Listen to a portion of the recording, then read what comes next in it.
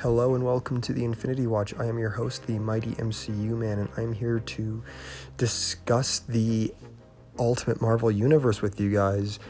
This was one of the things that really jump-started Marvel. They modernized a lot of their comics, and this is one of those publications that did something new with something familiar. It modernized it even more so. It treated it as if it was, today. If these events were happening to these characters today, how would things drastically change? Such as, Spider-Man, for example. His origin isn't based in radioactivity anymore. It's about super soldiers and genetic wars and mutants, and these are things that make this book grounded in reality in some way, shape, or form, but it also had the MCU and, other Marvel adaptations take inspiration from, like Ultimate Avengers. This is something that the Ultimate Universe inspired, because this was one of those things that really made the Ultimate Universe so popular, and Ultimate Spider-Man was so popular that they gave it a video game that was in canon with the comics. But it's questionable if that's a thing anymore. Again, the MCU takes a lot from the Ultimate Universe. It borrows a lot, but not so much, due to the fact that a lot of the Ultimate Universe's criticisms come from a very found place. At first, the characterization was poor, but then as time went along, they became likable protagonists. Not a lot of people stayed for this reason.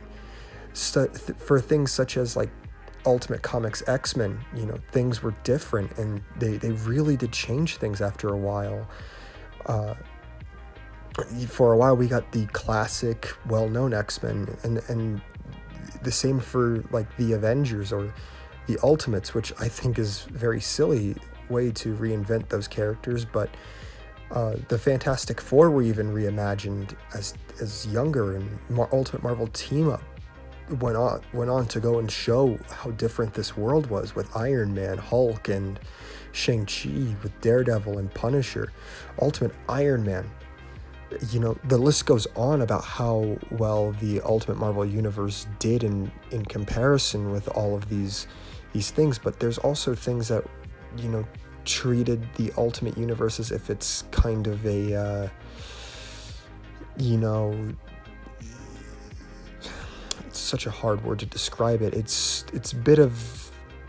edgy in a sense, just because that they really do go overboard or over the top with some of this realism. And that's a really weird complaint, but you'll understand that when you read it, it feels as though the Ultimate Universe takes itself oftentimes too seriously. There's instances where characters like Red Skull,